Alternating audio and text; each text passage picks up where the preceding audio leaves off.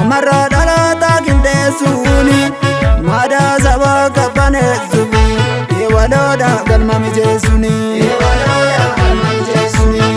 muudaa galeessa sirreessuuni amarra dhalata qindeessuuni maadaa saba qabbaneessuuni waloodha galma mijeessuuni.